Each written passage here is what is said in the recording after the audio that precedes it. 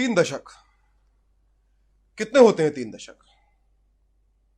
3 दशक में एक बच्चा, एक आदमी या औरत बन जाता है, तो नौकरी करने लगता है, उसकी अपनी खुद की संतानें हो सकती हैं। 3 दशक में तमाम मुल्कों में क्रांतियां आ गई हैं, मुल्क बदल गए हैं। कुछ वैज्ञानिक कहते हैं कि 3 दशक में ये दुनिया खत्म हो सकती है। लेकिन 3 दशक में ऐसा क्या होता है कि एक समाज बदलने को तैयार नहीं होता? 3 दशक पहले इस देश में एक साइलेंट रिवॉल्यूशन यानी कि मौन क्रांति की शुरुआत हुई थी, जिसे हम आम भाषा में मंडल या मंडल कमीशन के नाम से जानते हैं। जो मंडल कमीशन की सिफारिशें थीं सामाजिक न्याय के लिए। सामाजिक न्याय क्या है, इस बारे में हम लगातार अपनी इस खास सीरीज में बात करते रहे हैं, जिसका नाम हमने भक्ति आंदोलन के प्रसिद्ध दलित कवि रैदास के एक दोहे से लिया है। और हर एपिसोड की तरह मैं इस बार भी शुरुआत में वो दोहा दोहराना चाहता हूं कि रैदास कहते हैं कि जाति में से जाति ऐसे निकलती है, वो लेयर्स की बात करते हैं, जैसे केले के पत्ते में से पत्ता निकलता है। वो कहते हैं कि जात जात में जात है, जस केलन के पात, रैदास न मानुष बन सके जब तक जात न जात। जब तक जाति नहीं जाती है तब तक आप मनुष्य नहीं बन सकते हैं। तो डॉक्टर अंबेडकर के एनिहिलेशन ऑफ कास्ट के सपने पे बात करने के लिए, जाति और हमारे सामाजिक न्याय के सपने पे बात करने के लिए, हिंदुस्तान के सपने पे बात करने के लिए, संविधान के सपने पे बात करने के लिए हम हर हफ्ते शनिवार को दोपहर में 2 बजे ये स्पेशल शो लेकर आते हैं। और पिछले 3 हफ्ते से, आज चौथा हफ्ता है, चौथा एपिसोड है, हम लगातार मंडल कमीशन, उसकी संस्तुतियों, उसके लागू होने पर बात कर रहे हैं, क्योंकि 3 दशक पूरे हो गए हैं और हम जांचना चाहते हैं कि एक समाज के तौर पे हम कहां पर आकर खड़े हैं। आज हमारे साथ 2 खास मेहमान हैं इस पे बात करने के लिए। राज्यसभा सांसद समाजवादी पार्टी के जावेद अली खान साहब हमारे साथ हैं, उनका मैं स्वागत करता हूं बहुत बहुत। और दिल्ली यूनिवर्सिटी के स्कॉलर, टीचर, अध्यापक लक्ष्मण यादव हैं, आरटीआई के जरिए तमाम कमाल की जानकारियां जो हैं ये निकाल के सामने ला रहे हैं। और खास तौर पे यूनिवर्सिटीज में जो धांधली हो रही है पिछले कुछ समय से आरक्षित पदों को लेकर, उस पे ये बहुत कमाल का काम कर रहे हैं। जावेद अली साहब संसद में इस सवाल को उठाते रहे हैं। तो 2 बहुत वोकल लोग हमारे साथ हैं। और मेरे साथ हैं मेरी असिस्टेंट एडिटर सौम्या और मैं मयंक, मीडिया विजिल का एडिटर। आपका स्वागत करता हूं, जो लोग इस शो को देख रहे हैं उन सबका। सबसे पहला सवाल मैं चाहूंगा आप दोनों अगर बारी बारी से इस सवाल का जवाब दें कि मंडल कमीशन, जो हमारे आज के शो की थीम भी है कि राजनीति से जमीन तक, तो 3 दशक पहले एक सपना देखा गया और उसके बाद अचानक से हमने बहुत सारी चीजें देखी, जिसमें से एक बहुत खास चीज है कि जिन नौकरियों के लिए आरक्षण का प्रावधान किया गया था, वो नौकरियां ही धीरे धीरे खत्म होने लगी। यानी कि सरकारी नौकरियों में कटौती, और उससे लेकर यूनिवर्सिटीज में जो कुछ हो रहा है। तो मैं आप दोनों से पहले सवाल की शुरुआत, प्रस्तावना हम रख पाए शो की, यही करना चाहता हूं कि आज मंडल कमीशन की संस्तुतियों और उस सपने को आप जमीन पे कहां देखते हैं, जिस सपने को लेके ये सब कुछ किया गया था। पहले जावेद अली साहब आप इस बारे में बात करें, फिर लक्ष्मण मैं आपसे भी जवाब चाहूंगा। जी जावेद साहब। देखिए, मंडल कमीशन की सिफारिशें लागू होने के बाद हम लोगों ने ये सोचा था कि जिस उद्देश्य से मंडल कमीशन का गठन हुआ था और उन्होंने जो सिफारिशें की थी, हम जल्दी ही उस उद्देश्य को पूरा करेंगे। मंडल कमीशन ने अपनी रिपोर्ट के अंत में इस बात को भी कहा कि 20 वर्षों के बाद हम इसका रिव्यू करेंगे। 20 वर्षों से पहले हम इसका रिव्यू सरकारों को नहीं करना चाहिए, 20 वर्षों के बाद करना चाहिए।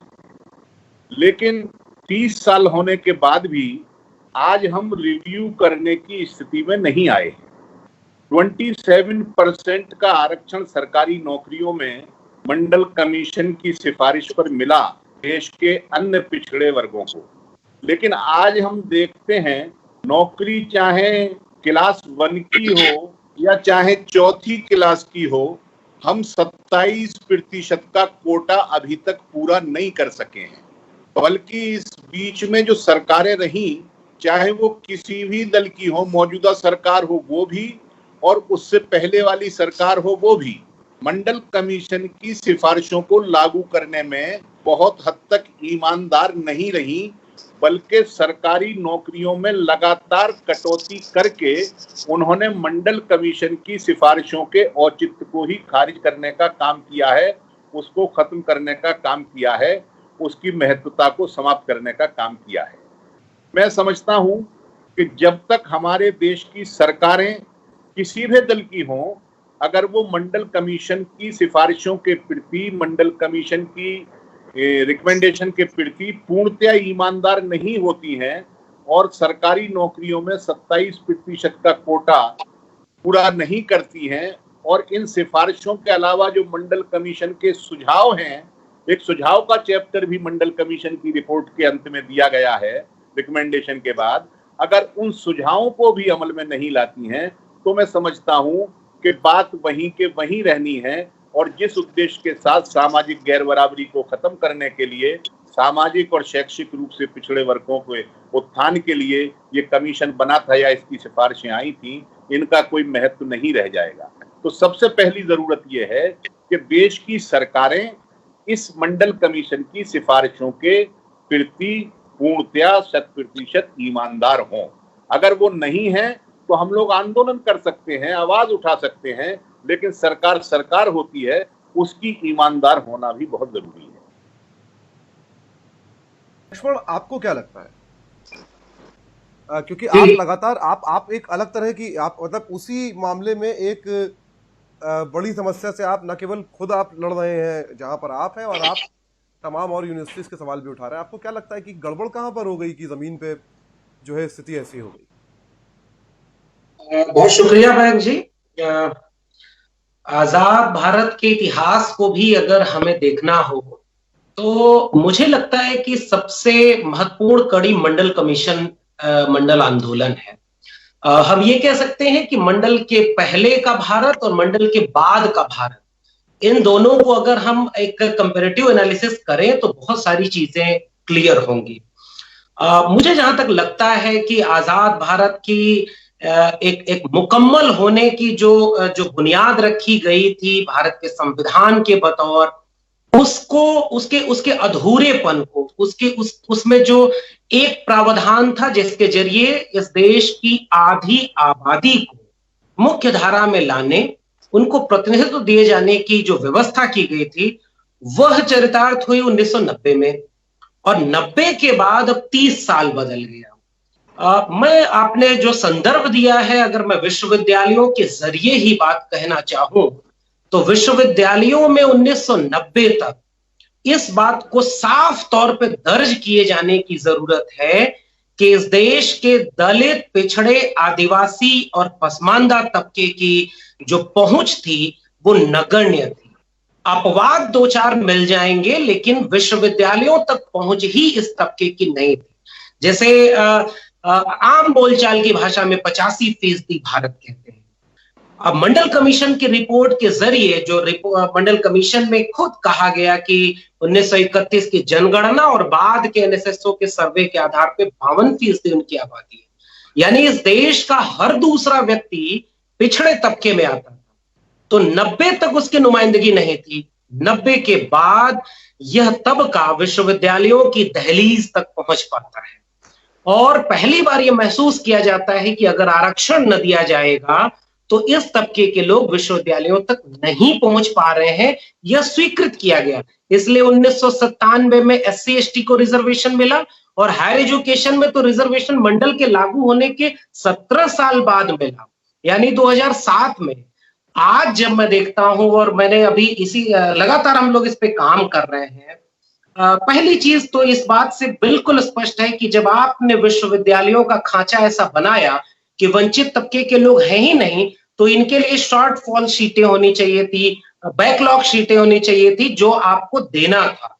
यानी जब आपने कबूल किया कि इनकी नुमाइंदगी नहीं है, लेकिन पिछले 30 सालों में हमने यह बिल्कुल साफ आंकड़े हैं, आगे बातचीत में मैं उन्हें रखूंगा भी, 1% भी नुमाइंदगी बढ़ने की बजाय, मैं जावेद अली खान साहब से सहमत होते हुए कहता हूं कि जब वो लोग विश्वविद्यालयों में आना शुरू हुए उन्होंने विश्वविद्यालयों को ही प्राइवेट करना शुरू किया, वैकेंसी रोक दी, और आज हालत यह है कि यह तबका अभी भी कुल मिला के 10 से 15% से भी ज्यादा विश्वविद्यालयों में नहीं पहुंच पाया है। अगर विश्वविद्यालयों में नहीं पहुंच पाया, जो कि सबसे जागरूक जगहें मानी जाती हैं, तो देश के बाकी हिस्सों में क्या स्थिति होगी, इसकी कल्पना की जा सकती है। Saumya, over to you. Javed साहब, एक मतलब इतिहास पे जाते हुए एक सवाल है। बार बार कहा जाता है कि जब मंडल आयोग का इम्प्लीमेंटेशन हुआ तब भाजपा ने कमंडल पॉलिटिक्स उसके अगेंस्ट लेके आए और उनने राम जन्मभूमि मूवमेंट स्टार्ट किया। वो एक पार्ट है। उसका एक और पार्ट ये है कि जो राम जन्मभूमि में मैक्सिमम कार सेवक थे, मेजॉरिटी, वो पिछड़े वर्ग से आते थे। तो उनमें आपकी क्या कहते हैं, आपकी साध्वी रितंबरा जो थी वो पंजाब के हलवाई समुदाय के थी। आपके गोरखनाथ पीठ के महंत जो थे वो उस पीठ से मैक्सिमम पिछड़े लोग जुड़े हुए थे। एक सबसे कुर्मी जाति के विनय कटियार का इसमें बहुत बड़ा हाथ था। तो ये बहुत उमा भारती थी, उमा भारती जी थी, तो ये बहुत कल्याण सिंह जी थे। ये बहुत इंटरेस्टिंग डायनामिक था कि यहाँ पे तो उनके हम एक अपलिफ्टमेंट की बात हो रही थी मंडल पॉलिटिक्स में, वहीं कमंडल पॉलिटिक्स जो चल रही थी उसमें जो लोग आगे बढ़ के हिस्सा ले रहे थे वो इन वर्गों से थे, इन कास्ट से थे। इसको हम कैसे समझ सकते हैं? देखिए, मैं चूंकि ये अब धार्मिक आस्थाओं से और धर्म क्षेत्र से भी जुड़ा हुआ सवाल है, लेकिन एक राजनीतिक कार्यकर्ता होने के नाते में टिप्पणी तो कर ही सकता हूं। आमतौर पर मैं इस प्रकार का विश्लेषण करने से बचता हूं, लेकिन जब आपने सवाल पूछा है, नहीं, उसमें मेरी आइडेंटिटी की प्रॉब्लम है। मैं कोई बात कहता हूं तो उसका मतलब दूसरा लगाया जाता है, हालांकि मेरा कोई वैसा मंशा होती नहीं है, तो मैं आमतौर पे बचता हूं। लेकिन मैं आपकी जावेद जी मुक्तिबोध अपनी एक कविता में कहते हैं कि अब अभिव्यक्ति के खतरे उठाने ही होंगे।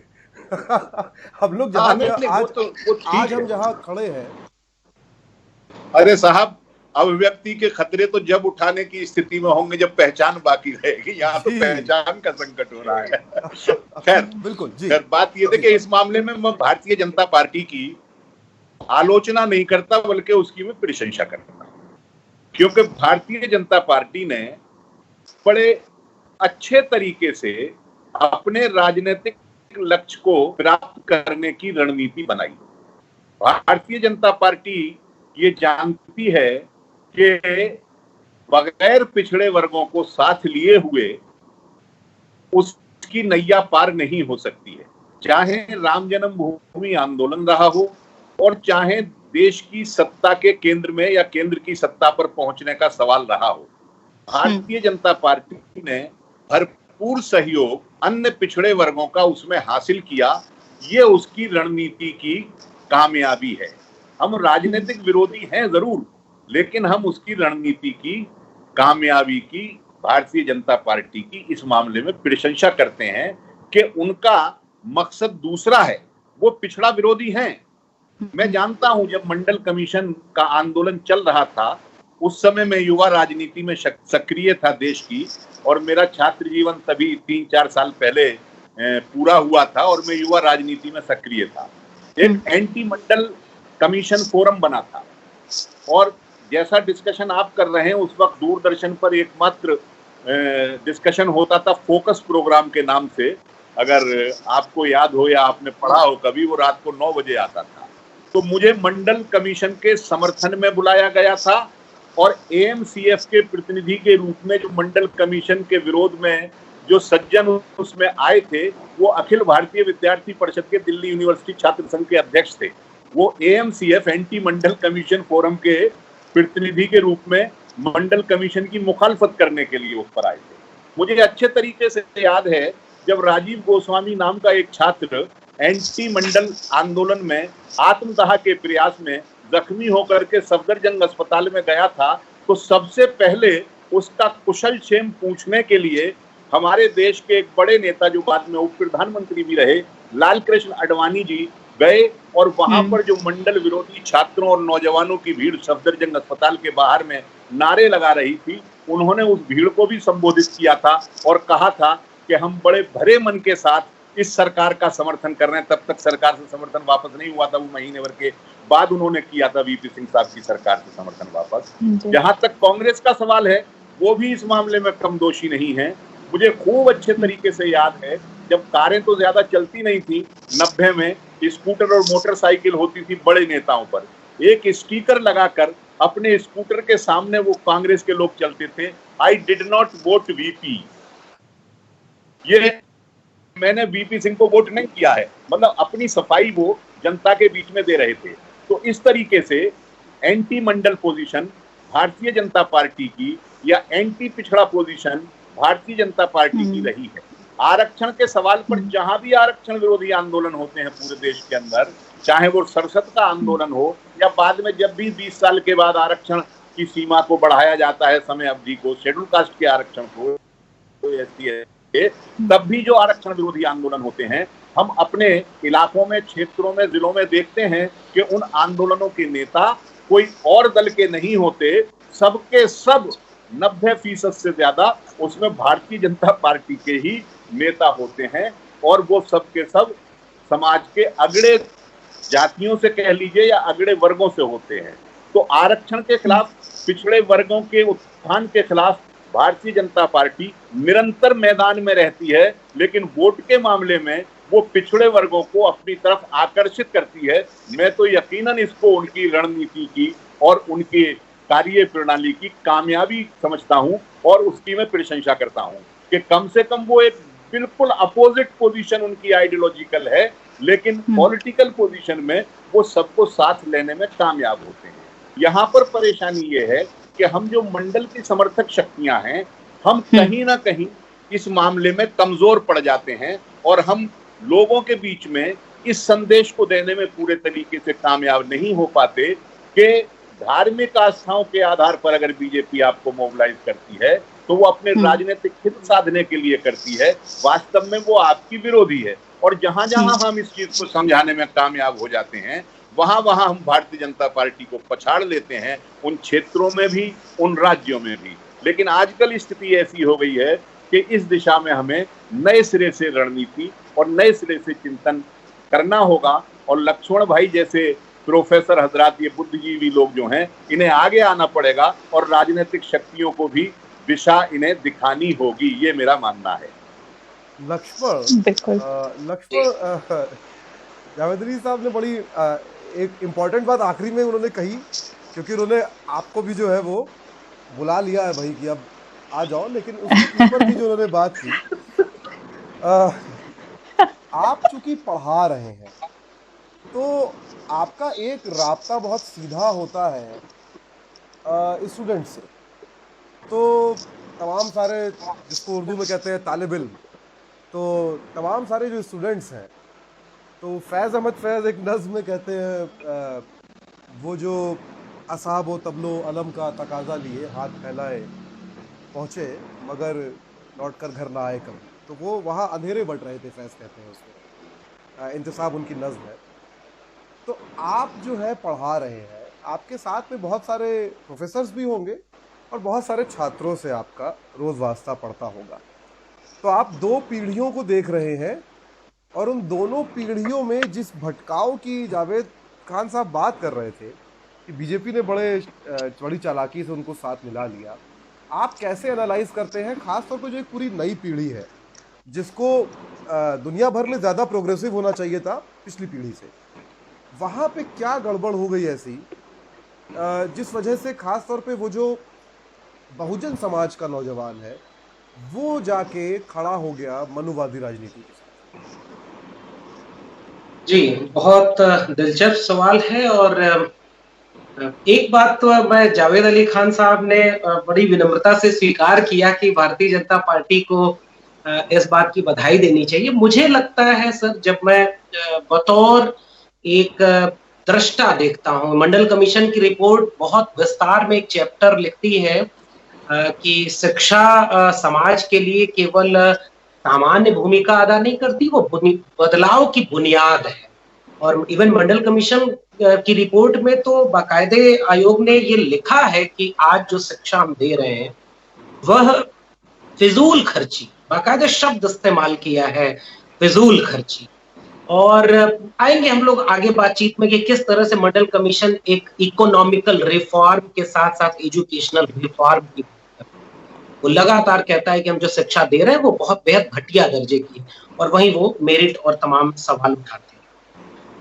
मैं जब इस शिक्षा व्यवस्था को देखता हूं तो पहली टिप्पणी ये कि डॉक्टर अंबेडकर से लेकर के लोहिया या सामाजिक न्याय के जितने भी आइकॉन, उनकी कोशिश थी कि इवन कांशीराम जी का हम जब जिक्र करेंगे तो उनकी कोशिश थी कि हम समाज में जो स्थायी बदलाव है वो राजनीति के जरिए नहीं ला पाएंगे। हालांकि बाद में वो बदल गए और उन्होंने राजनीति को ही गुरु किल्ली और सब कुछ कहा। जो सांस्कृतिक और सामाजिक आंदोलन जहां से समाज में स्थायी बदलाव की बुनियाद रची जाती थी, मुझे लगता है कि सामाजिक न्याय की ताकतें, वो हर तरह की ताकतें थी। मैं राजनीति को आखिरी पायदान पर देखता हूं, कई बार शुरुआती पायदान पर सामाजिक संगठनों की भूमिका देखता हूं, बुद्धिजीवियों की भूमिका देखता हूं, सामाजिक कार्यकर्ताओं की। हमारी चूक हुई है कि हम उस सामाजिक और सांस्कृतिक बदलाव को दोयम दर्जे पर रखे और राजनीति के जरिए ही सब कुछ बदल लेने के आकांक्षी बने। इसका खामियाजा ये हुआ कि जिनके पास सदियों से एक कल्चरल कैपिटल थी, उन्होंने आजाद हिंदुस्तान में संविधान के जरिए जो उदारवादी लोकतंत्र मिला था उसको अपने पक्ष में ढालने के पैतरे विकसित कर लिए। उन्होंने आम नागरिकों को यह समझाने में कामयाबी पाई कि आपकी पहचान जाति की नहीं, धर्म की है, राष्ट्रीय पहचान है। इन पहचानों के नाते राजनीति सफल हो गई और 15% लोगों ने 85% लोगों को यह समझा दिया कि भारतीय होने का अर्थ क्या है, राष्ट्रवादी होने का अर्थ क्या है, वो राजनीति सफल है। हम जो कमियां देख पाते हैं तो एजुकेशन रिफॉर्म नहीं हुआ। हमने मैकाले की एजुकेशन सिस्टम की पूरी प्रोसेस को एक्सेप्ट किया हुआ है, जिसमें हम डिग्रियां बांटने में विश्वास रखते हैं। जब मैं कह रहा हूं कि मंडल कमीशन रिपोर्ट लागू होने के बाद पहली पीढ़ी के लोग व्यवस्थित तौर पर विश्वविद्यालयों की दहलीज तक आना शुरू हुए, तो एक दो छोटे छोटे वाकये से मैं आपके जवाब को देने की कोशिश करता हूं। जावेद साहब ने जिक्र किया जिस पूरी घटना का, किस तरह से मंडल विरोधी आंदोलन खड़ा हुआ और जिस मंडल कमीशन की रिपोर्ट को 1980 से 90 तक 10 साल इस कदर दबाया गया कि यह रिपोर्ट लागू न हो। इवन दक्षिण भारत को कई बार हम लोग मिस करते हैं।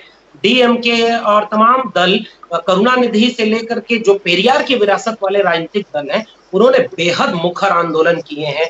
उत्तर भारतीयता इतनी हावी है कि हम सब कुछ को यहीं समझते। उस पूरे 10 साल में कई बार आंदोलन 1990 का दौर था जिसमें तमाम समाजवादी धड़े, सामाजिक न्याय के पक्षधर लोग सड़कों पर थे। लेकिन जब कमीशन का रिपोर्ट लागू हुई और उसके विरोध में पूरा देश सड़कों पर है, ऐसा मीडिया कहती है, देश के नौजवानों में गुस्सा है। तो ये जो जनरेशन है कि 15% लोग कैसे देश हो जाते, लेकिन उसका बदलाव ये दिखा कि उच्च शिक्षा का चरित्र तेजी से बदला। और हमने जब रोस्टर आंदोलन दिल्ली की सड़कों पर बहुत शिद्दत से शुरू किया, मैं आज भी एडॉक हूं और तब भी एडॉक था। तमाम परमानेंट साथी कहते थे कि अरे बहुत बड़ी लड़ाई है, निजी जोखिम है। लेकिन मुझे लगता है कि हमारे तबके में रोस्टर क्या है इसकी बुनियादी समझ तक नहीं थी। बहुत खेद के साथ मैं ये बात कह रहा हूँ, और ये भी नहीं कर रहा हूँ किसी को नहीं थी, कुछ लोग थे जो ये बात समझते थे। बड़ी मुश्किल लगी हमें विश्वविद्यालयों के लोगों को ये समझाने में कि 13 पॉइंट डिपार्टमेंट वाइज रोस्टर में आपका क्या नुकसान है और क्यों हम 200 पॉइंट रोस्टर की बात। फिर हमने कोशिश की, तमाम सड़क से लेकर के संसद तक आवाजें उठी और उसी दिल्ली विश्वविद्यालय में जहां क्रांति चौक हुआ करता था, मंडल विरोधी आंदोलन का गढ़ था दिल्ली विश्वविद्यालय, उसी दिल्ली विश्वविद्यालय में 2018 और 19 में हमने पहली बार कमोबेश जय भीम, जय मंडल, जय बिरसा। यह बदलाव मुझे उच्च शिक्षा में दिखता है। जो पहली पीढ़ी 90 के तुरंत बाद आई, उसमें एक चीज तो दिखती है कि 85% तबके के लोगों के पास कल्चरल कैपिटल न होना यह दिखाता है कि जब वो सिस्टम में आते हैं तो अमूमन वो चुप हो जाते हैं, अमूमन वो समझौता परस्त हो जाते हैं, अमूमन वो बहुत ज्यादा जोखिम उठाने से बचते हैं। लेकिन 2-3 दशक बीतने के बाद मुझे लगता है कि अब जो पीढ़ी आई है उसमें बिल्कुल 2 तरह के खांचे हैं। एक पीढ़ी वो है जो किसी भी तरह से समझौता या किसी भी तरह से झुकने को इनकार करती है, और वो शेर मयंक जी आपने भी कहा तो हमने भी उसमें जोड़ा, यही न होगा कि दर दर की खाक छानेंगे, अब इससे और ज्यादा खराब क्या। तो मंडल के बाद की जो पहली व्यवस्थित पीढ़ी है उसे ये इल्म हो गया था कि अब और इससे ज्यादा खराब।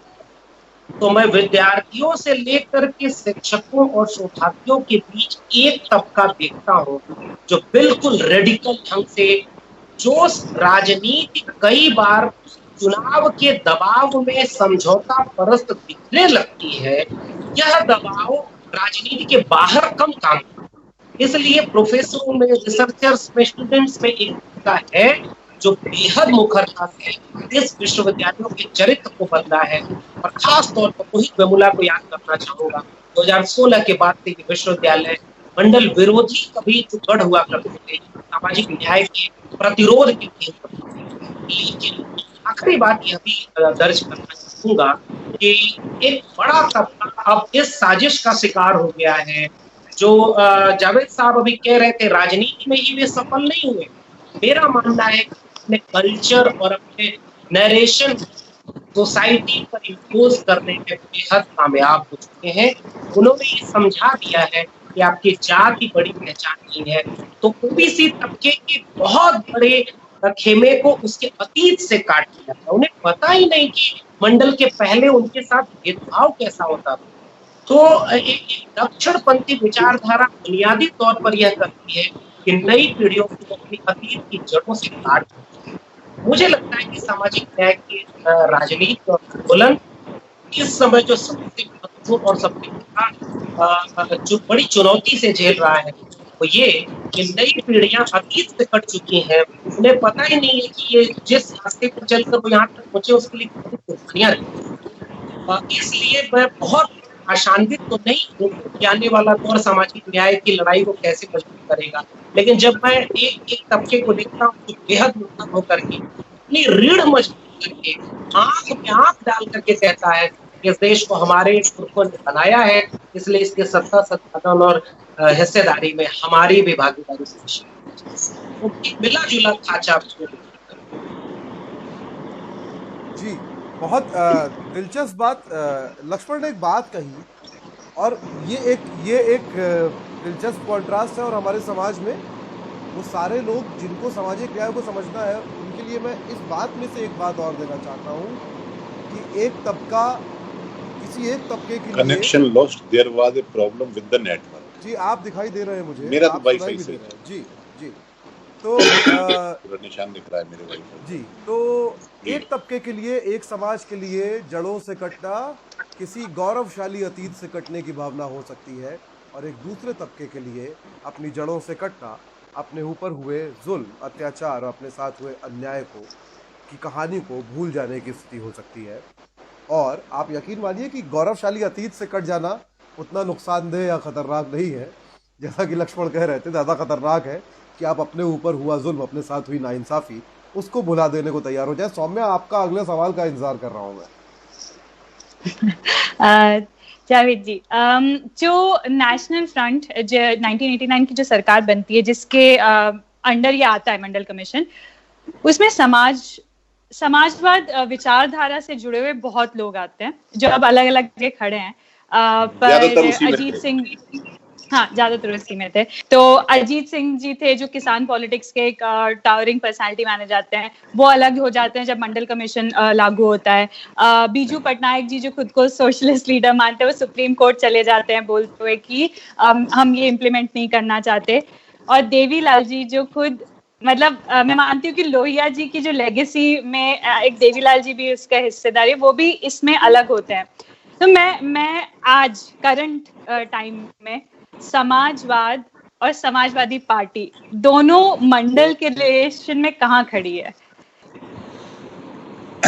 देखिए थोड़ा सा और मैं उस टाइम आपको, हाँ, जब 90 में मंडल कमीशन लागू हुआ तो जो उस वक्त पार्टी थी जिसमें ज्यादातर समाजवादी थे उसका नाम था जनता दल, और वो केंद्र में वामपंथियों और भारतीय जनता पार्टी के समर्थन से सरकार चला रही थी।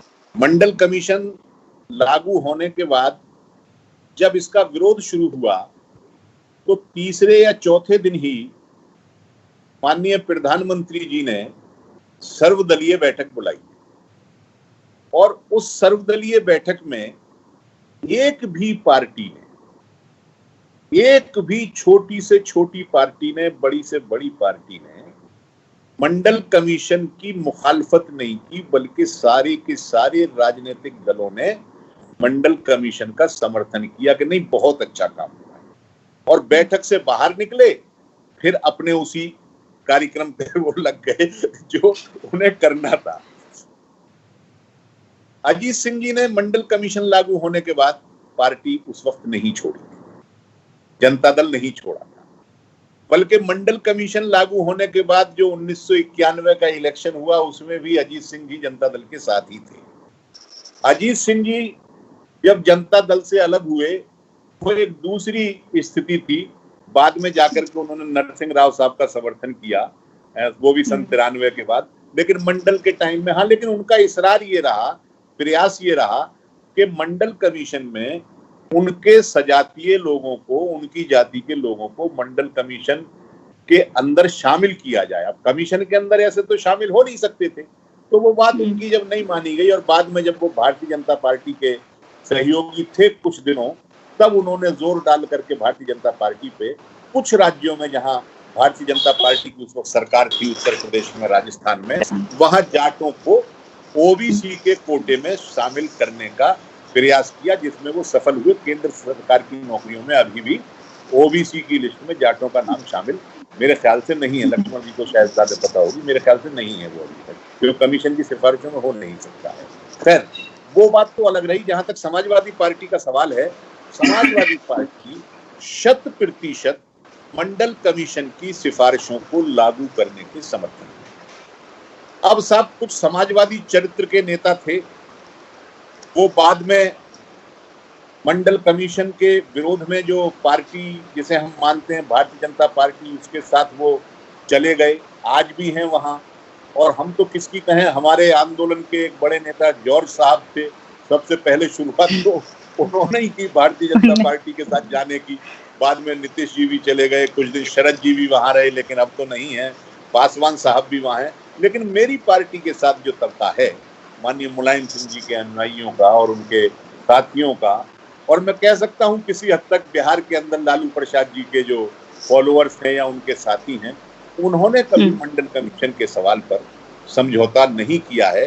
वो आज भी अपनी जगह स्टैंड करते हैं, मंडल कमीशन को पूरे तरीके से लागू करने के पक्षधर हैं। और हमें जब भी जहां मौका मिलता है, रोस्टर का सवाल लक्ष्मण जी ने अभी उठाया था, जब अध्यादेश जारी हो गया राष्ट्रपति जी के यहाँ से, उसके बाद भी केंद्रीय विश्वविद्यालयों ने जो एड निकाले भर्तियों के लिए, मैंने वो राज्यसभा में वो प्रश्न उठाया था, 4 विश्वविद्यालयों के विज्ञापन आए अध्यादेश जारी होने के बाद के 200 पॉइंट रोस्टर रहेगा, उसके बाद भी उसमें भी पुराने ही 13 पॉइंट रोस्टर के हिसाब से नए विज्ञापन निकाले गए थे। तमिलनाडु की यूनिवर्सिटी में, कर्नाटक सेंट्रल यूनिवर्सिटी में, पंजाब की सेंट्रल यूनिवर्सिटी में और अमरकंटक जनजाति विश्वविद्यालय में, 4 मैंने चारों विश्वविद्यालयों के विज्ञापन लेकर के और राज्यसभा में वो सवाल उठाया और राज्यसभा के सभापति महोदय को वो चारों विज्ञापन दिखाए और दिए कि आपने अध्यादेश एक तरफ राष्ट्रपति जी का लागू हो चुका है, उसके बाद भी ये स्थिति है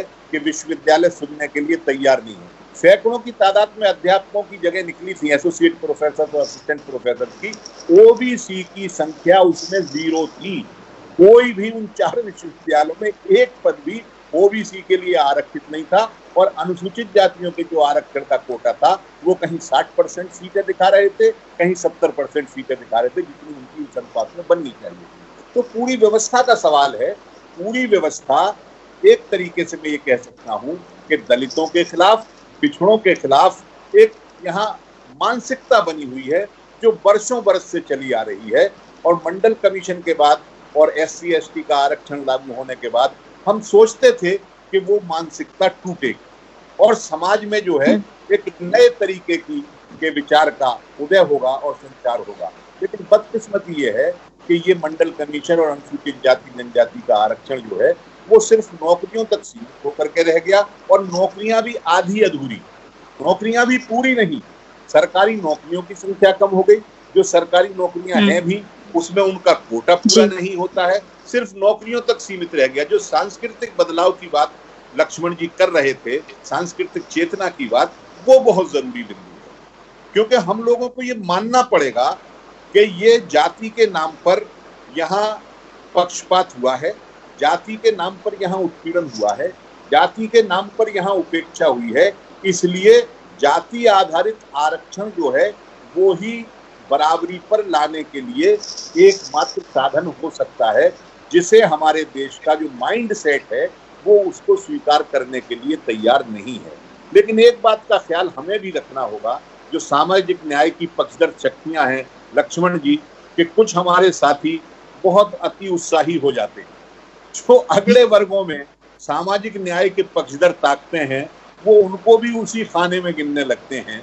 ये चूक भी कहीं कहीं सामाजिक न्याय के पक्षधर जो शक्तियां हैं उनके जो प्रतीक बने हुए हैं, मैं नाम यहाँ नहीं लेना चाहता, 2-1 नाम मैं जानता हूँ, उनकी मैं राइटिंग्स देखता हूँ, वो जो है का नाम के आगे शर्मा लगा नहीं और सिंह लगा नहीं, और वो बिल्कुल ये उन्हें खारिज कर देते हैं कि ये सामाजिक न्याय की बात कर ही नहीं सकते हैं। जाति पिछड़े वर्गों के लिए और अनुसूचित जाति के लिए उत्पीड़न का सबब हो सकती है, लेकिन किसी जाति का अगली जाति में पैदा होने वाले के साथ ये कोई लाजमी नहीं है कि वो सामाजिक न्याय का विरोधी ही होगा। बल्कि सामाजिक न्याय के आंदोलन ऐतिहासिक तौर पर अगर हम देखें, इतिहास में अगर देखें, तो अगली जातियों में जन्म लेने वाले कई ऐसे बड़े नाम हैं, जो इवन डॉक्टर राम मनोहर लोहिया, जिन्हें हम आज सामाजिक न्याय का इस देश के अंदर राजनीति का केंद्र बनाना, सामाजिक न्याय को अगर किसी ने पहली बार शुरू किया राजनीति के हिसाब से, तो हम डॉक्टर राम मनोहर लोहिया साहब को करते हैं। हमारे दल के नेता थे जनेश्वर मिश्रा जी, हमारे दल के नेता थे रमाशंकर कौशिक साहब। ये सामाजिक न्याय के लिए इतने समर्पित थे कि आज मैं जब भारतीय जनता पार्टी के कुछ अनुसूचित जाति और पिछड़े वर्गों के नेताओं को देखता हूं, तो मुझे उनसे जब मैं मुकाबला करता हूं तो मैं उन्हें सलाम करता हूं और इन लोगों को मैं धिक्कार करता हूं। तो कम से कम जो सामाजिक न्याय की शक्तियां हैं, या आज जो बुद्धिजीवी, नए बुद्धिजीवी आ रहे हैं और जो सामाजिक न्याय की आवाज बने हुए हैं, लक्ष्मण जी मेरा इशारा समझ रहे होंगे, कभी बातचीत तो मेरी तो उनसे होती नहीं है, उन लोगों को समझाइएगा जरूर कि इस तरीके से बिल्कुल वैमनस्यता फैला करके सामाजिक न्याय के आंदोलन को हम आगे नहीं ले जा सकते हैं। ये एहतियात भी आंदोलन में बहुत जरूरी होती है। सिर्फ बुद्धिजीवी होना ही काफी नहीं है, बुद्धिजीवी होने के बाद उसे हम समाज में किस तरीके से आगे बढ़ा करके चलेंगे अपने विचार को, और हमें सहयोग सबका चाहिए। सामाजिक न्याय के लिए मैं स्वागत करता हूं अगर कोई अगड़ी जाति में या जो उच्च जातियां कही जाती है, तथाकथित उच्च जातियों में पैदा होने वाले नौजवान या बुद्धिजीवी सामाजिक न्याय के पक्ष में आते हैं, तो मैं बाहें फैलाकर उनका स्वागत करना चाहता हूं इस आंदोलन में। लेकिन हमारे कुछ साथी हैं, वो नाम सुनते ही उन्हें धक्का देने के लिए तैयार रहते हैं, तो वो एहतियाती लक्षण भाई इसमें आप करें तो ज्यादा अच्छा है, हमारा कहना ठीक नहीं होगा जी। हालांकि जावेद जी, इसमें देखिए एक तो ये ऐतिहासिक प्रक्रिया भी है कि ब्लैक्स मूवमेंट भी जब अमेरिका में हो रहा था मार्टिन लूथर किंग के समय में, तो एक क्या होता है कि जब आप सदियों से प्रताड़ित रहे हैं तो शक तो होता है। देखिए ये एक सच है, शक तो आपको होगा कि भाई ये शर्मा जी आ क्यों रहे हैं, है ना, इस शर्मा जी को अचानक से अपना प्रिविलेज छोड़ने का मन क्यों हो गया। तो ये शक नहीं, मेरे गांव का नहीं सुनिए, मेरे गांव का अगर कोई पिछड़े वर्ग का व्यक्ति या अनुसूचित जाति का व्यक्ति जो कम पढ़ा लिखा है, जो इतना जिसके पास अभी जानकारी नहीं है या ज्ञान नहीं है, वो शक करे तो मैं किसी हद तक बात को समझ सकता हूँ। लेकिन बड़े बड़े अखबारों के एडिटर रहे हुए लोग और आज प्रोफेसर और पत्रकार होने का दावा करने वाले लोग इस तरीके की कैंपेन चलाएं तो वो ठीक नहीं लगता है। मेरे ख्याल से वो आंदोलन को नुकसान ही पहुंचेगा। उस बात तकनीकी तौर पे आपने नाम ले ही लिया है, पर खैर आपको समझाने के लिए कहीं आप किसी और को ना समझ। नहीं, लेकिन मेरा इसमें एक क्रॉस क्वेश्चन था दरअसल जावेद साहब। हम जो एक क्रॉस क्वेश्चन था, हम जो बात कर रहे थे, आपने जो बात कही कि वहीं पे मैं जा रहा हूँ, थोड़ा पीछे जा रहा हूँ आपकी बात में। हाँ। केवल अभी के समय में, जैसे आपने एक तो जिक्र किया कि समाजवादी पार्टी मंडल के साथ खड़ी है या मंडल विरोधी ताकतों के साथ नहीं खड़ी है, और हाँ। एक जो है वो आरजेडी खड़ा हुआ है।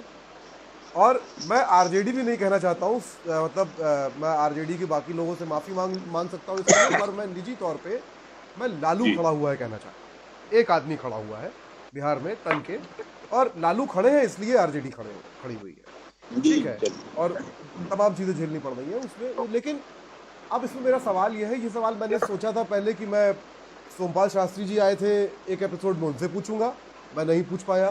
फिर मैंने सोचा कि अली अनवर जी आए एक एपिसोड में उनसे पूछूंगा, मैं उनसे भी नहीं पूछ पाया।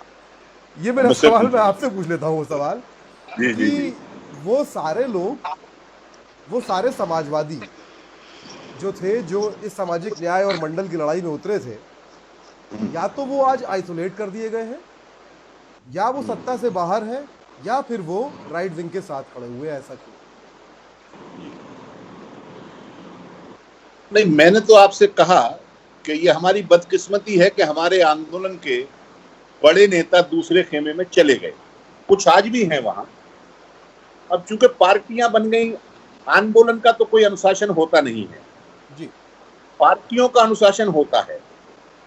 कोई अपनी पार्टी बना करके उसके अनुशासन में रहे तो इसमें कोई क्या कर सकता है। इसीलिए मैंने कहा था कि बुद्धिजीवी लोग जो सामाजिक न्याय के पक्षधर हैं, उन्हें इस दिशा में काम करना चाहिए और इन सब राजनीतिक शक्तियों को एक प्लेटफॉर्म पर लाने का प्रयास करना चाहिए। ये एक बौद्धिक काम है, उन्हें समझाने का काम हम करते हैं तो वो राजनीति से प्रेरित माना जाता है।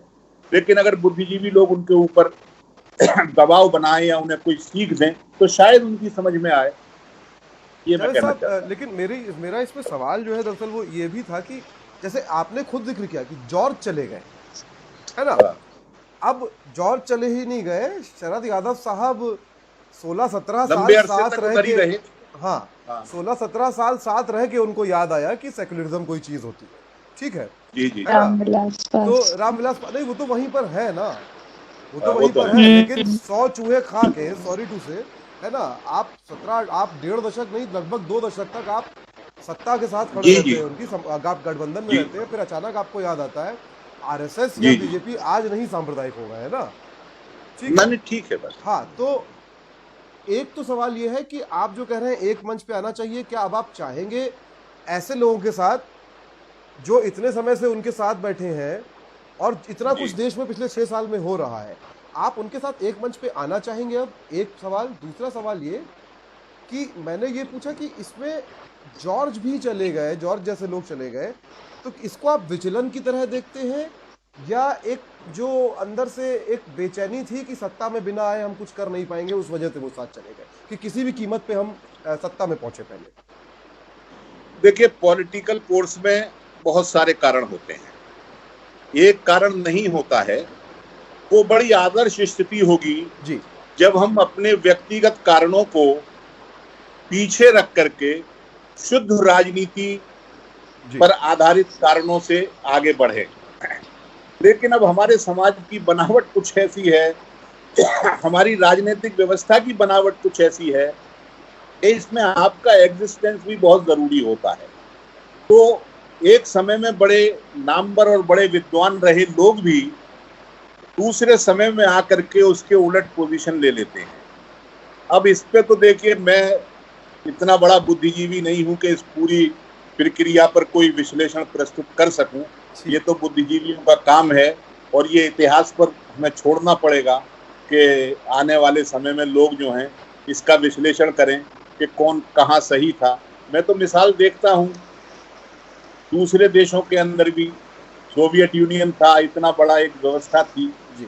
और गोर्बाचोव साहब ने एक ऐसी वहाँ मुहिम चलाई, दावा तो उनका ये था कि इससे साइंटिफिक सोशलिज्म और ज्यादा मजबूत होगा ग्लासनोस्ट और पेरेस्ट्रोइका से, तो जो रहा सहा था वो उससे भी हाथ धो देते वहाँ के लोग। और वहाँ ऐसा आज पूंजीवाद है जैसा किसी दूसरे देश में होता है। तो अब कारण अलग अलग होते हैं, कहीं व्यक्तिगत कारण होते हैं, कहीं राजनीतिक भूलें होती हैं, कहीं राजनीतिक महत्वाकांक्षाएं होती हैं। अब किसके क्या कारण हैं ये तो मैं एकदम फौरन के फौरन नहीं कह सकता हूं, लेकिन कुछ गलतियां जरूर हैं, चूक जरूर है ये। जहां तक साथ आने का सवाल है, हमने ये प्रयोग पिछले इलेक्शन से पहले करने का प्रयास किया था, हालांकि नतीजा बहुत अच्छा नहीं निकला। लोकसभा के चुनाव से पहले उत्तर प्रदेश में हमने ऐसा प्रयास किया था कि इस प्रकार की शक्तियां साथ आए, नतीजा अच्छा नहीं आया, वो प्रयास सफल नहीं हुआ। लेकिन मुझे ये लगता है कि चुनाव में एकता होना एक अलग बात है और आंदोलन में एकता होना एक अलग बात है। आंदोलन की एकता वैचारिक स्तर पर होनी चाहिए और चुनाव में एकता भी वैचारिक स्तर पर होनी चाहिए।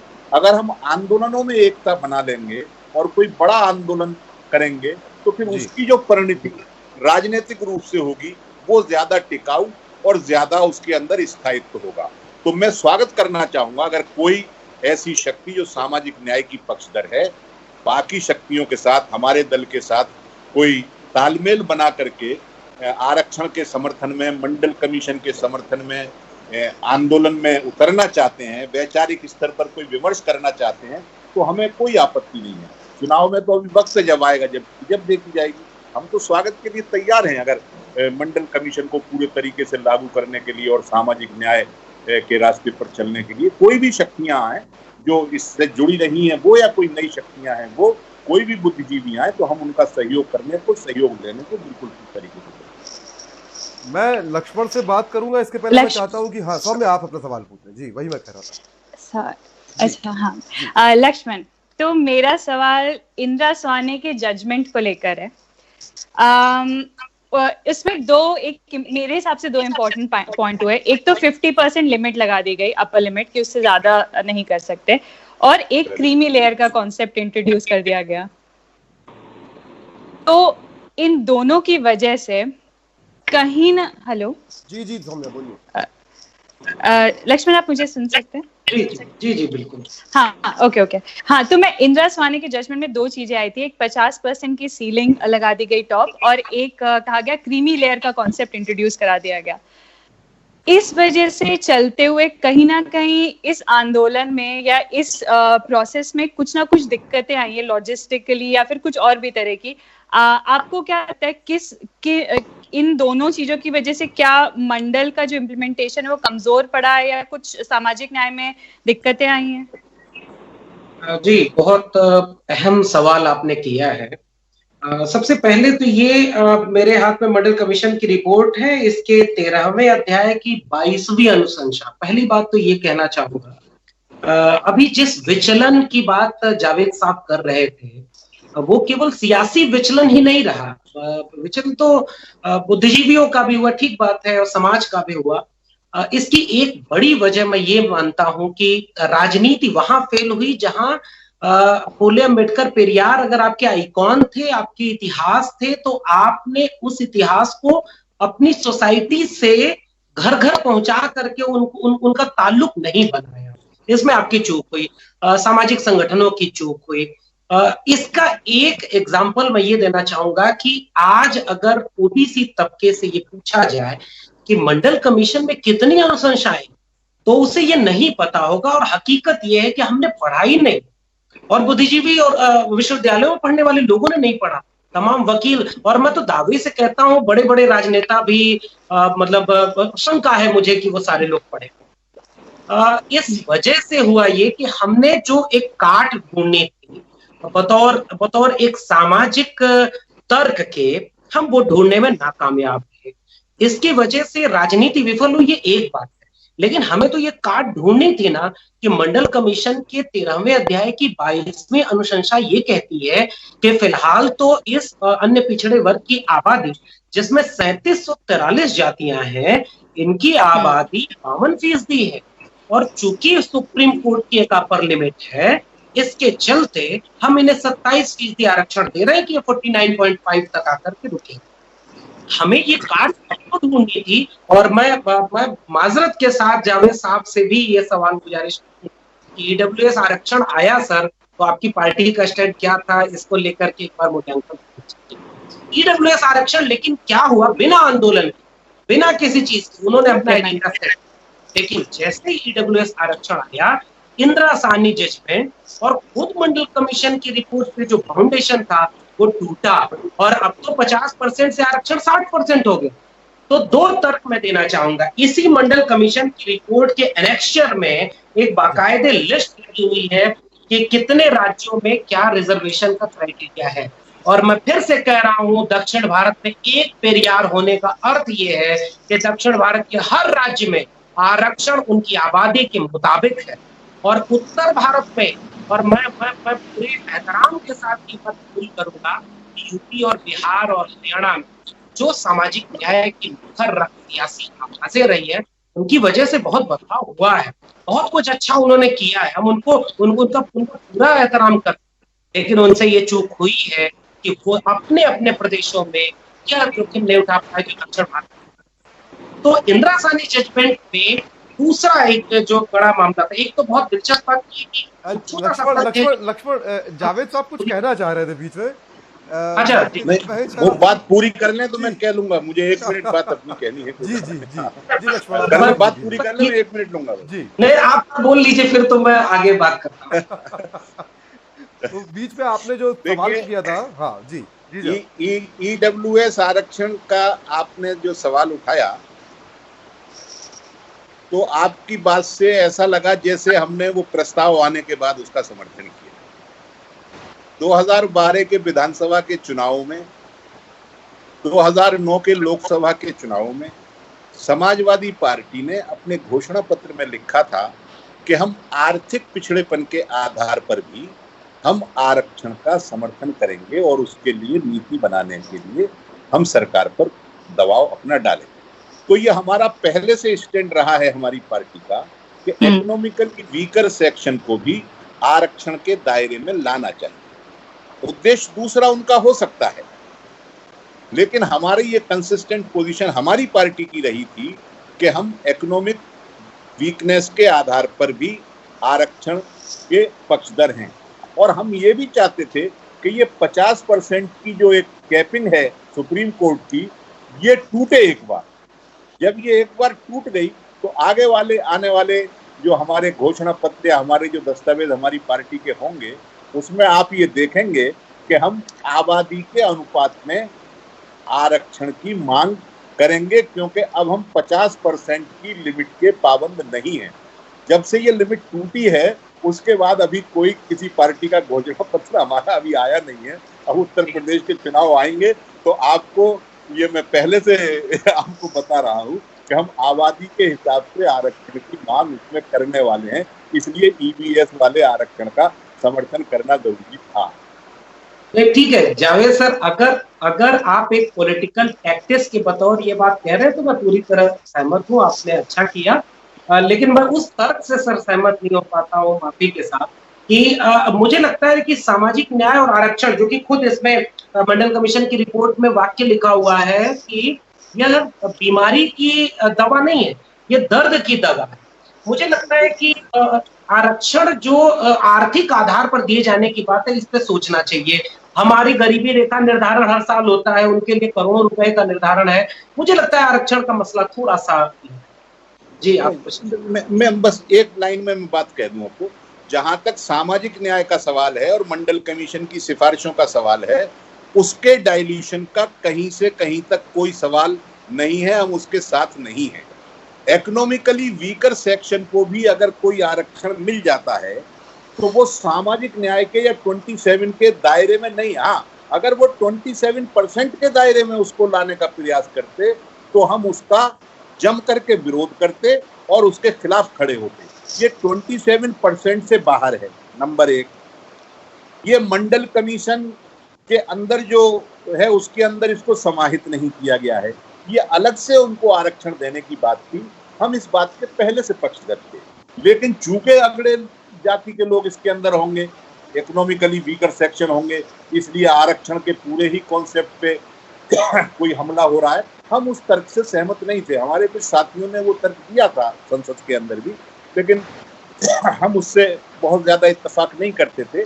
इकोनॉमिक आधार पर भी कमजोरी होती है और उन्हें भी उत्थान की जरूरत होती है। और मैं आखिरी बात ये कहना चाहता हूँ, आपका टाइम भी शायद पूरा होने वाला है, कि जो मंडल कमीशन की सिफारिशें हैं उसके अंदर भी जो इंडिकेटर उन्होंने लिए हैं, उसमें आखिर में जो 3 इंडिकेटर हैं वो तो सीधे सीधे इकोनॉमिक आधार पर ही लिए गए हैं।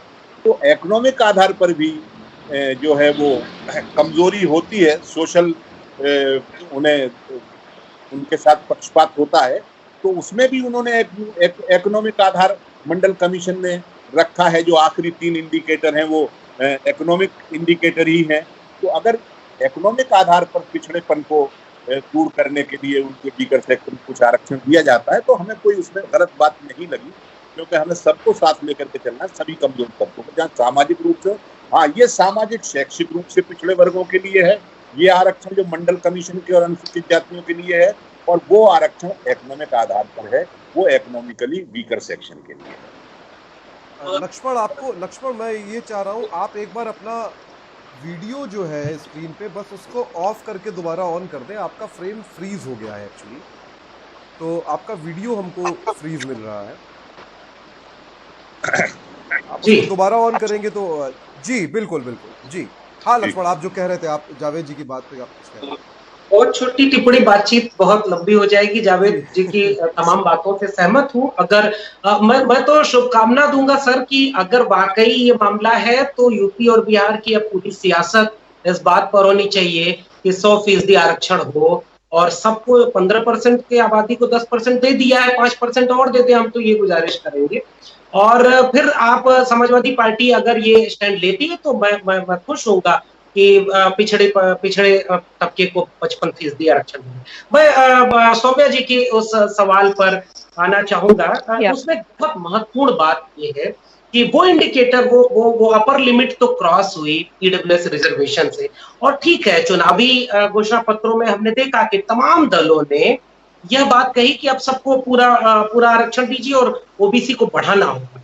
मुझे लगता है कि रोहिणी कमेटी के रिकमेंडेशन और उसके साथ पिछड़े तबके में जो बाइफरगेशन है, इसकी आवाज को भी हमें बहुत मुखरता से सुनना होगा कि पिछड़े तबके में जो अति पिछड़ा तबका है, इवन पिछड़े तबके में जो मुस्लिम तबका आता है, और जो बहुत छोटी जातियां हैं जिनकी संख्या कम है, उनके लिए भी हमें कुछ ऐसा करना होगा। और जिसके मैं 2 रास्ते देख पाता हूं कि अब आपको पूरी मुखरता से जाति जनगणना वाले सवाल और जितनी संख्या है उतनी आबादी के मुताबिक आरक्षण पर आना ही होगा, तब आप इंदिरा साहनी जजमेंट से बच पाएंगे। और दूसरा एक मसला इसमें है क्रीमी लेयर का, जो बहुत अहम है।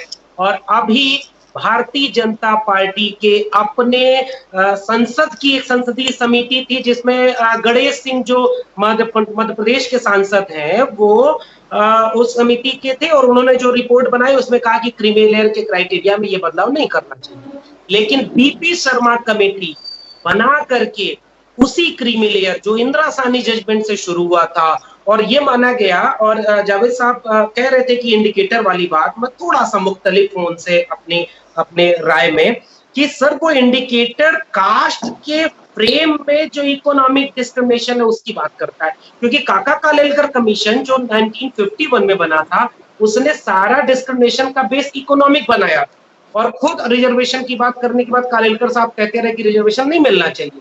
लेकिन मंडल कमीशन की जो सबसे खूबसूरत बात है, और पूरे दस्तावेज में मैं तो फिर से कहूंगा कि 38 सिफारिशें नहीं पूरी हुई हैं। और एक छोटी सी गुस्ताखी और करूंगा कि जितने सामाजिक न्याय के दल रहे, उन्होंने इन बातों पर ध्यान नहीं दिया कि प्रमोशन में रिजर्वेशन, 3 साल तक उस कोटे को बढ़ाया जाना, रोस्टर सिस्टम, और उसके बाद उन्होंने कितनी बातें कही, हर जिले में एक सरकारी हॉस्टल होगा जो भी और शिक्षा, आवासीय शिक्षा, और उसके बाद जो पेशेगत समूह है अलग अलग खांचों के, अन्य पिछड़ी जातियों के, उनको हम सहकारी समितियां बनाएंगे, उनको वित्तीय निगमों के जरिए हम पैसा देंगे, छोटे छोटे हस्तशिल्प कुटीर उद्योग, बाजारीकरण और नव उदारवादी नीतियों के चलते वे पेशे सबसे ज्यादा बर्बाद कर दिए गए जो मशीनों के आने की वजह से औचित्यहीन हो गए। तो उन पेशे के लोगों के हुनर बेकार हो गए और उनके पास कोई और विकल्प नहीं बचा।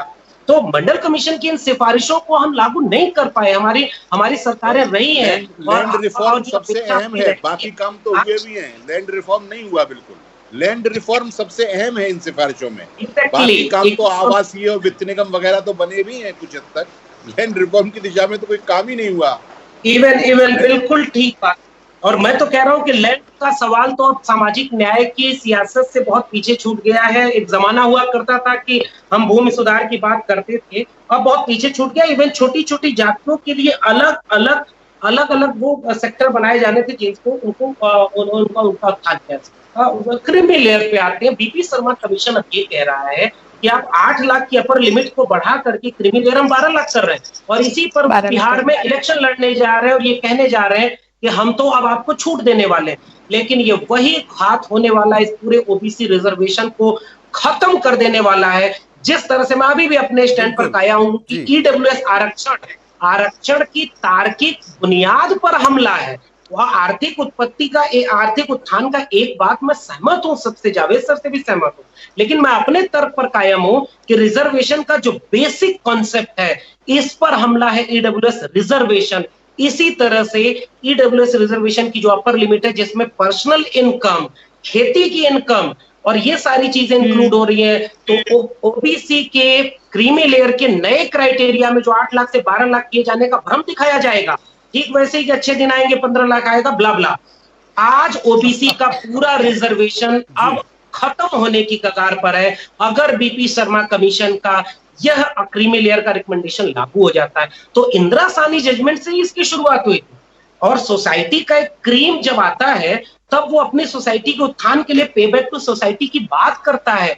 हमने ओबीसी को तो उसको क्रीम बना करके उसको सोसाइटी से बाहर कर दिया, और कल्चरल रिवॉल्यूशन उनके बीच हुआ नहीं कि वो आरक्षण के लाभार्थी समूह से बाहर होने के बावजूद अपने तबके के हित के लिए कुछ काम करते। इसलिए दलित तबका आज कल्चरली ऑर्गेनाइज्ड है। आज ओबीसी तबके में कल्चरल रिवॉल्यूशन नहीं है, इसलिए वो अपने आरक्षण बचाने की बजाय राम मंदिर बनाने में ज्यादा इंटरेस्टेड है। और शायद अब मंदिर बनना शुरू हो रहा है तो आरक्षण वाला तबका, ओबीसी तबका इस बात से बहुत गदगद होगा कि भले विश्वविद्यालयों के 96 से 98% ओबीसी के पद जीरो है, भरे नहीं गए, उनके लोग ब्यूरोक्रेट नहीं है, मंडल कमीशन की 38 रिकमेंडेशन लागू नहीं हुई है, उसके बावजूद राम मंदिर बन गया तो शायद मुक्ति उन्हें मिल जाए।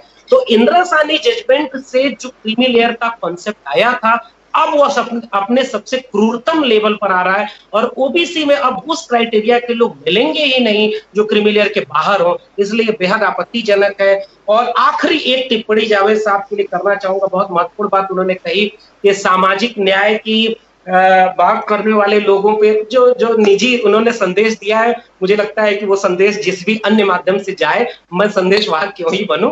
लेकिन मैं अपनी बात कहना चाहता हूं सर कि मेरे हाथ में राम मनोहर लोहिया की किताब है हिंदू बनाम हिंदू, और इसके पेज नंबर 27 पर एक बहुत छोटा सा निबंध है, वक्ती अन्याय सहें। और लोहिया ने इस किताब में यह कहा है कि जो सवर्ण जातियां हैं, जो अपर कास्ट है, वह कम से कम उनके लोगों ने सदियों अन्याय किया है।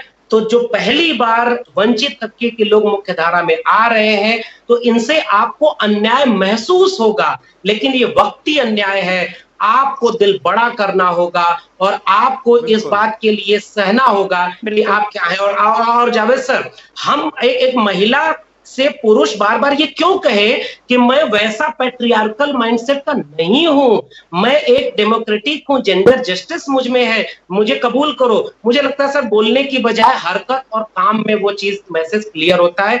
जब अमेरिका में व्हाइट्स ने घुटने पर बैठ करके अपने पुरखों की गलतियों की माफी मांगी, तो भारत के सवर्ण तबके को, और हमारे तमाम दोस्त हैं जो सामाजिक न्याय के पक्षधर हैं, मैं कहूंगा कि बहुत दरी बिछाई है हमने, बहुत झंडे ढोए हैं। कुछ दिन आइए, सामाजिक न्याय के आंदोलन में दरियां बिछाइए, झंडे ढोइए और उस डीकास्ट होने की चीजों को महसूस करिए, हमारे साथ चलिए। लीडर नहीं बनना है, लीडर मुझे लगता है आदिवासी आंदोलन का आदिवासी को होना चाहिए, महिला आंदोलन का लीडरशिप महिलाओं के पास होने चाहिए, वो ये एक मसला है। बाकी हम तो सामाजिक न्याय की उस वैचारिकी को मानते हैं जिसका अर्थ ही है सामाजिक न्याय, आर्थिक न्याय और लैंगिक न्याय, सबकी बराबर की हिस्सेदारी। और बाबू जगदेव प्रसाद के उस नारे में 100 में 90 शोषित हैं, शोषितों ने ललकारा है, धन धरती और राजपाट में 90 भाग हमारा है। मंडल कमीशन की रिपोर्ट उस धन धरती और राजपाट के 90 भाग, और इसलिए मैं ये बात कहता हूँ कि दिल बड़ा करने की जरूरत है। सबके न्याय की बात का नाम है समझ। बहुत शुक्रिया लक्ष्मण। मैं बस एक ही बात ये चाह रहा हूँ कि जाते जाते आपने जो अभी एक बड़ा जो डेटा सबके सामने, दुनिया के सामने रखा है यूनिवर्सिटीज वाला, थोड़ी सी उस पर आप बात कर दीजिए। आपने अभी उसका एक लाइन में जिक्र करके आप निकल गए, 96% आरक्षित पदों पे एक भी भर्ती नहीं है। उस बारे में कुछ बता दीजिए, जो लोग देख रहे हैं उनको पता होना चाहिए। बहुत बहुत शुक्रिया। मैं अभी आरटीआई आपको दिखाता हूँ। ये पहले हम लोग ये काम किए और उसी पे बैक टू सोसाइटी वाले कॉन्सेप्ट में, जिसमें अन्य पिछड़े वर्ग के लोग कल्चरली अवेयर नहीं है, मुझे लगता है कि अब अवेयर होना होगा। तो हमने लगातार आरटीआई लगाई, रोस्टर मूवमेंट में भी बहुत सारी चीजें हमने की थी, और उसमें जब आंकड़े निकाले थे तो उस समय प्रोफेसर पद पर ओबीसी 0 था और एसोसिएट प्रोफेसर पर लगभग 2% प्रोफेसर ओबीसी के थे। और उसके बाद जो मामला आया उसमें लगातार ये सवाल उठा कि असिस्टेंट प्रोफेसर पर थोड़ा सा मामला था। इस आरटीआई में जो मुझे 8 जुलाई को मिली और 1 जनवरी 2020 का आंकड़ा इसमें है, कुल प्रोफेसर के ओबीसी के 269 पद हैं, जिसमें से 9 प्रोफेसर जो हाल में ही रिक्रूट हुए हैं, 96 से 96.5% पद ओबीसी के प्रोफेसर पे खाली है, 95% पद जो है एसोसिएट प्रोफेसर पर ओबीसी के खाली हैं, और असिस्टेंट प्रोफेसर पे लगभग अभी भी 67% पोस्ट ओबीसी की खाली है।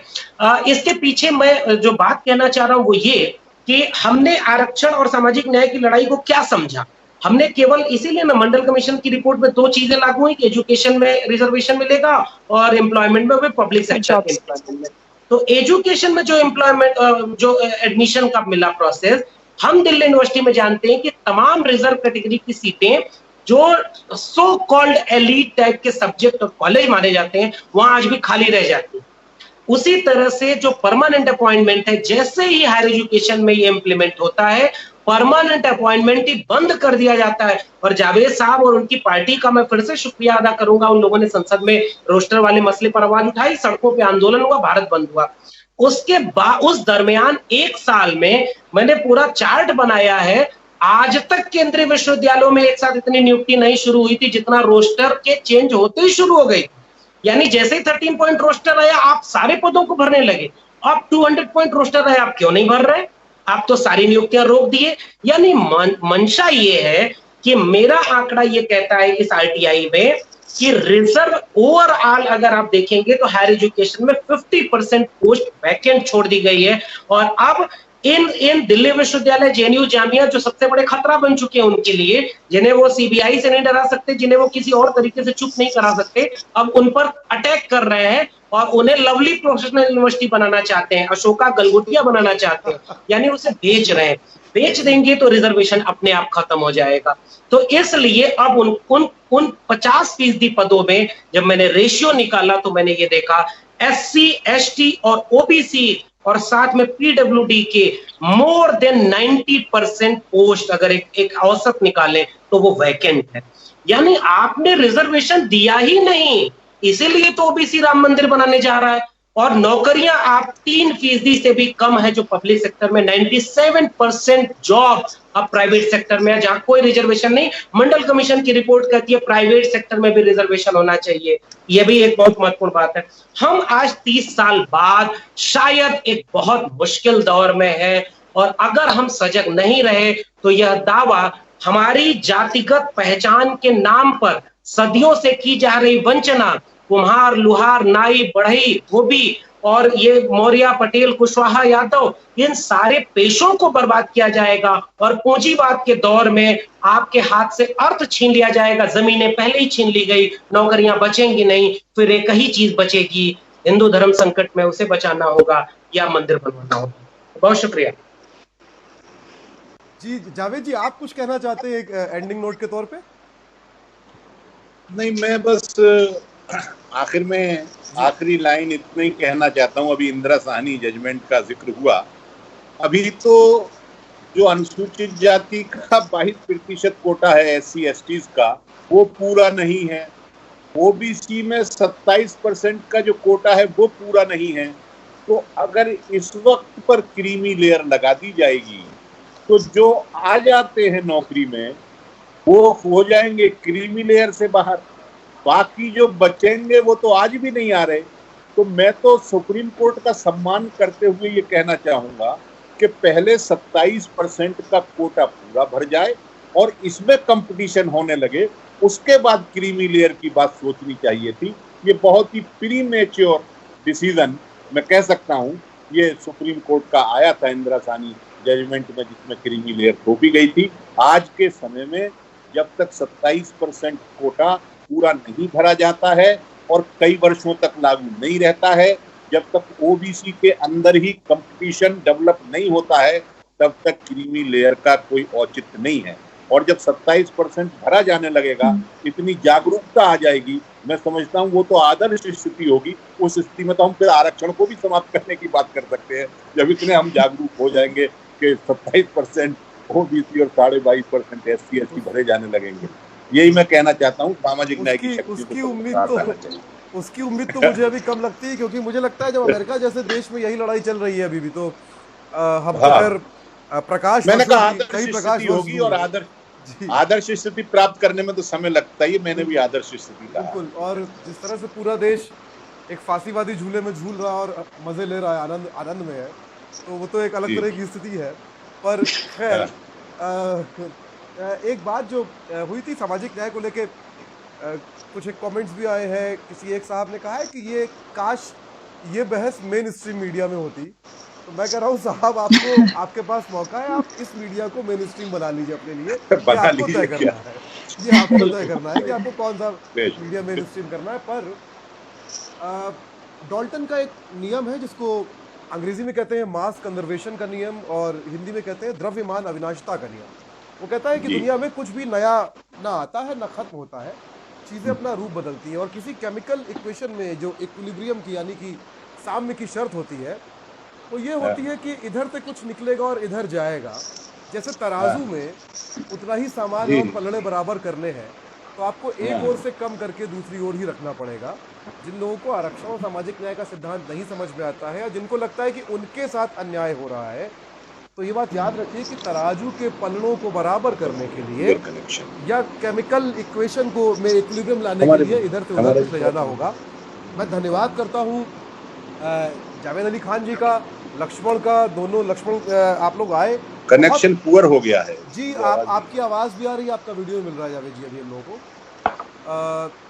बहुत शानदार ये चर्चा रही, बहुत ही कैंडिड, बहुत ज़रूरी, बहुत सारे पॉइंट्स निकल के आए हम लोगों के लिए भी। और ये चौथा एपिसोड था, अभी 2 एपिसोड हम और मंडल पे ही करने वाले हैं अगले। बहुत शुक्रिया आप लोगों का, क्योंकि 2 एपिसोड मंडल की अगले महीने जो है मंडल की सालगिरह आ रही है मंडल कमीशन की लागू होने की। तो बहुत बहुत मुबारक भी सबको कि एक साइलेंट मूवमेंट की शुरुआत हुई, इसको बचा के रखना है हमको। और आज 3 महीने 4 महीने में पहली बार मैं अपनी एक कविता से अंत करना चाहता हूँ, अगर आप लोगों की इजाज़त हो। मेरिट खा गई आपको, और ये उन सबके लिए है जो इस सिद्धांत को लेके थोड़ा कंफ्यूज होते हैं। आप योग्य थे आपके पिता, मेरे भी, मेरे पिता, मेरे चाचा, दोनों एक ही विभाग में सरकारी नौकर थे। और ऐसे कितने ही भाई थे उन दफ्तरों में, एक साथ एक पद पे। क्या कमाल, सबकी जातियां भी एक जैसी, जातियों के नाम अलग अलग थे। एक सा था मानना छुआछूत, उपनयन समझना मेरिट का DNA वादी सिद्धांत। गांव बड़ा अच्छा लगता था उनको, क्योंकि गांव से आता रहता था गेहूं 4 बोरी, 2 बोरी दाल, देसी घी, आम और अक्सर गन्ने की राब। त्योहार के लिए गांव की ओर भाग पड़ते थे, जिंदगी तो गांव में है साहब। अचानक खुशी गायब हो गई। उनकी खुशी और मेरिट के सिद्धांत में समानुपातिकता थी। अन्याय कितना पवित्र शब्द है ना आपके लिए, जैसे आपके लिए था न्याय।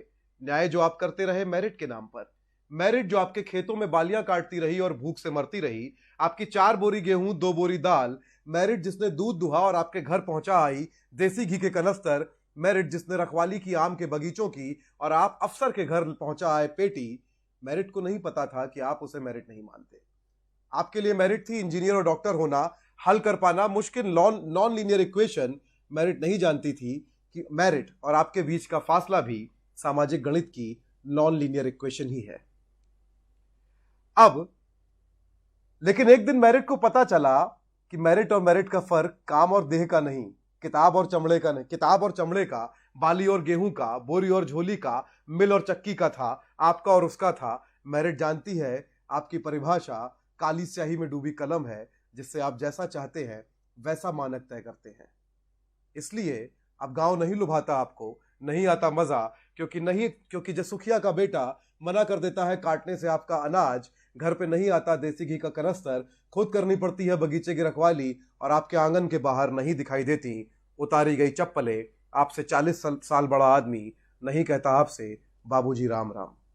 इसलिए आप खुश नहीं हैं कि आपने अन्याय का पवित्र खूंटा जो बांधा था अपने द्वार, उस खूंटे के नीचे गाड़ा था न्याय। आपको गहरे खोदना होगा, उखाड़ना होगा उसको। आपके अन्याय का खूंटा उनके न्याय के फावड़े से ही खोदा जा सकता है।